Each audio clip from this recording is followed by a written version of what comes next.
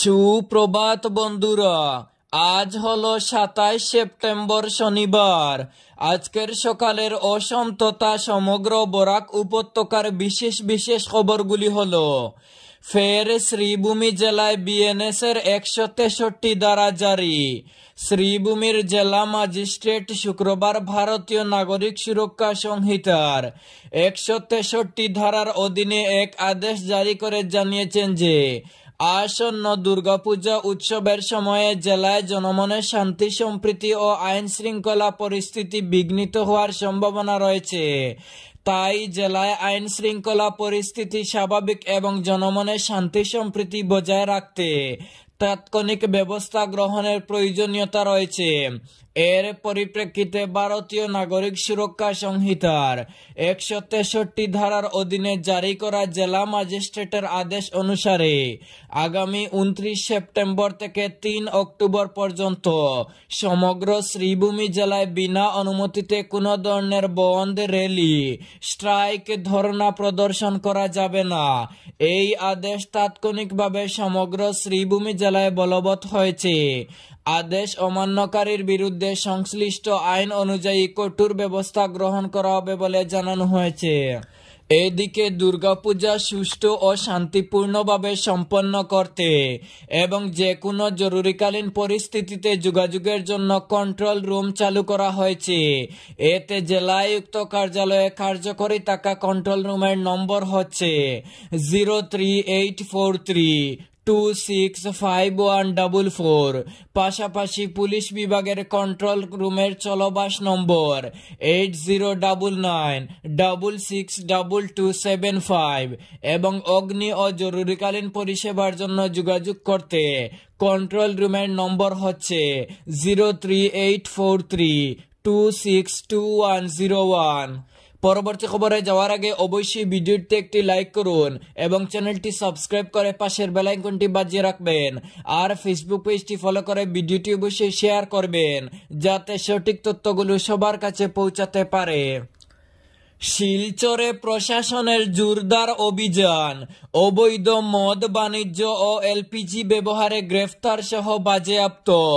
নাগরিকদের নিরাপত্তা ও স্বার্থ রক্ষার উদ্দেশ্যে কাছাড় জেলা প্রশাসন শিলচরে অবৈধ মদ ব্যবসা এবং সরকারি অনুমোদিত এলপিজি সিলিন্ডারের বাণিজ্যিক ব্যবহার রোধে জোরদার অভিযান পরিচালনা করেছে।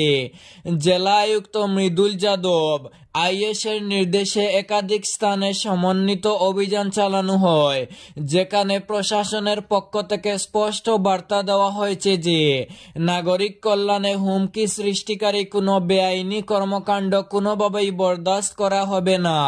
শুক্রবারের অভিযানে সহকারী আয়ুক্ত উনহালে আশিস বিদ্যাধর আইএস এবং সুপারিনটেন্ডেন্ট এফ এক্সাইজ নেতৃত্ব দেন। Malugram Itkala circuit house road, national highway point, Ramnagar bypass এবং আশেপাশের এলাকায় লক্ষ্যভিত্তিক অভিযান চালানো হয়। অভিযোগের ভিত্তিতে টিমটি 10টি মামলা রেকর্ড করেছে, 8 জনকে গ্রেপ্তার করেছে এবং 5.7 litre Indian made foreign liquor, 7.8 litre beer এবং 3 লিটার দেশি মদ জব্দ করেছে। অভিযানের সঙ্গে মোট 20,000 টাকা জরিমানা আরোপ করা হয়েছে।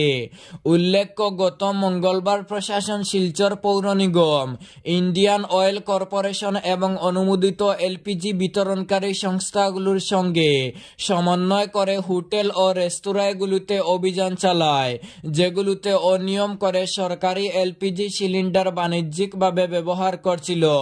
পরবর্তীতে গত বৃহস্পতিবারও প্রশাসন অনুরূপভাবে অতর্কিত অভিযান চালায় শহরের সার্কিট হাউস, ক্লাব রোড ও রামনগর আইএসবিটি এলাকা জুড়ে। এই সফল অভিযানে 14.2 কেজি ওজনের 11টি এলপিজি সিলিন্ডার জব্দ করা হয়েছে এবং মিএস প্রফুল্লা ইন্ডিনে এজেন্সি রাঙ্গিরকাড়ি শিলচরের হেফাজতে রাখা হয়েছে। নিজাম কমলাক্ষ ঘনিষ্ঠতা ঘিরে বিতর্ক, যুব কংগ্রেস সভাপতির বিরুদ্ধে বিশ্বাসঘাতকতার অভিযোগ।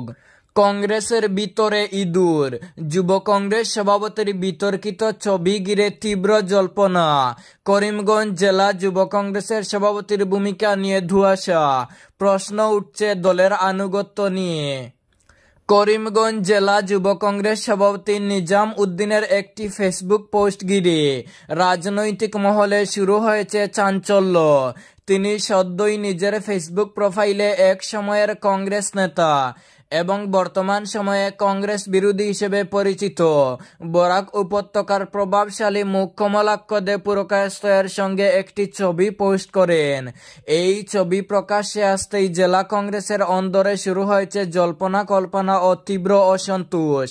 দলের একাংশ প্রশ্ন তুলেছেন, একজন কংগ্রেস বিরোধী রাজনীতিকের সঙ্গে এত ঘনিষ্ঠতা কেন, কিংবা নির্বাচনের মুখে যুব কংগ্রেস সভাপতি দ্বৈত রাজনীতির পথে হাঁটছেন, নাকি কমলাক্ষর সঙ্গে এই সম্পর্ক কংগ্রেসের শীর্ষ নেতাদের সম্মতিতে, নাকি ব্যক্তিগত যোগসূত্র। কমলাক্ষ দে পুরকায়স্থ, যিনি এক সময়ে কংগ্রেসের নির্বাচিত বিধায়ক ছিলেন, বর্তমানে কংগ্রেসের অন্যতম কট্টর সমালোচক। বরাকের রাজনীতিতে তার নাম আজ কংগ্রেস বিরোধী শিবিরের সঙ্গে জড়িত। তার সঙ্গেই যুব কংগ্রেস সভাপতির এমন প্রকাশ্য সখ্যতা দেখে রাজনৈতিক মহলে শুরু হয়েছে চাপা গুঞ্জন। প্রশ্ন উঠছে, নিজাম যুব কংগ্রেসের সভাপতি নাকি আধা কংগ্রেসি, নাকি আধা বিজেপি, এমন কটাক্ষ ছুড়ছেন অনেক জেলা কংগ্রেস কর্মী। দলের অনেকে মনে করছেন এ ধরনের কাজ কংগ্রেসের আদর্শ ও সংগঠন দুটোর সাথেই বিশ্বাসঘাতকতা। দলীয় কর্মীদের অনেকে জানতে চেয়েছেন, যুব কংগ্রেস সভাপতি কি দলীয় আইন অনুসরণ করছেন, নাকি নিজস্ব রাজনৈতিক স্বার্থে নতুন গেম প্ল্যান তৈরি করছেন। যদিও নিজাম উদ্দিন এখনো আনুষ্ঠানিকভাবে এ বিষয়ে মুখ খুলেননি, তবে জেলা কংগ্রেসের অভ্যন্তরে চাপা উত্তেজনা ক্রমশই বাড়ছে। জুবিন গার্গের সিবিআই তদন্ত নিয়ে নতুন আপডেট প্রকাশ্যে এলো। সাক্ষ্য সংগ্রহে তৎপর সিট, 10 দিনের মধ্যে হাজিরার নোটিশ জারি। আসাম পুলিশের ক্রাইম ইনভেস্টিগেশন ডিপার্টমেন্ট সিঙ্গাপুরে জনপ্রিয় গায়ক জুবিন গার্গের রহস্যজনক মৃত্যুর ঘটনায় জড়িত বা অবগত ব্যক্তিদের উদ্দেশ্যে হাজিরার নোটিশ জারি করেছে। এক উচ্চপদস্থ পুলিশ কর্মকর্তা জানিয়েছেন, সংশ্লিষ্ট ব্যক্তিদের আগামী 10 দিনের মধ্যে তদন্তকারী দলের সামনে হাজির হয়ে তাদের বক্তব্য দিতে বলা হয়েছে। বিশেষ তদন্তকারী দল টানা দ্বিতীয় দিনের মতো উত্তর পূর্ব ভারত উৎসবের অন্যতম আয়োজক শ্যামকানু মহন্তের বাসভবনে তল্লাশি চালিয়েছে। এ উৎসব চলাকালীনই গায়ক জুবিন গার্গ সিঙ্গাপুরে ইয়ট দুর্ঘটনায় মারা যান বলে জানা গেছে। এক পুলিশ কর্মকর্তা পিটিআইকে বলেন, জুবিন গার্গের মৃত্যুর তদন্ত অব্যাহত রয়েছে।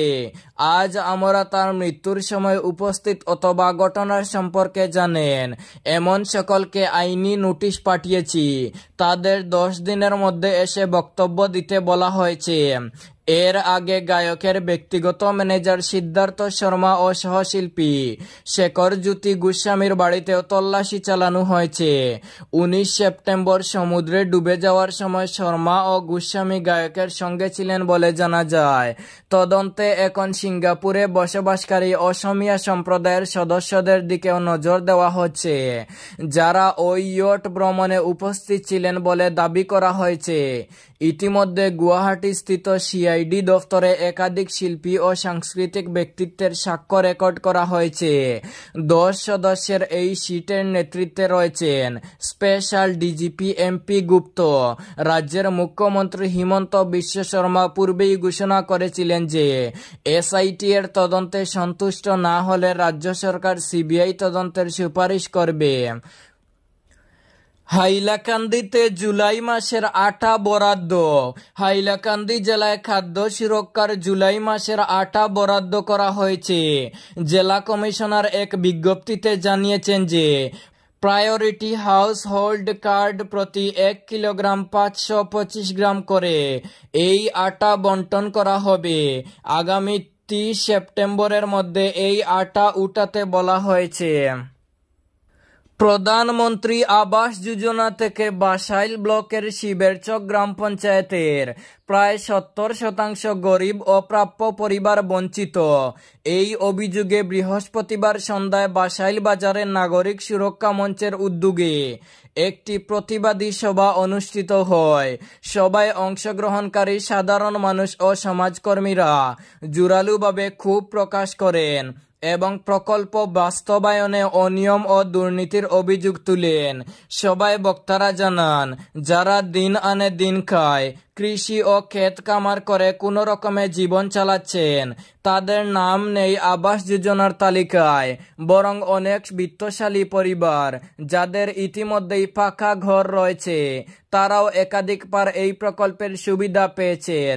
বক্তারা দাবি করেন, এই অনিয়মের পেছনে পঞ্চায়েত স্তরের কিছু সরকারি কর্মচারী এবং স্থানীয় জীবিকা সখীদের ভূমিকা রয়েছে।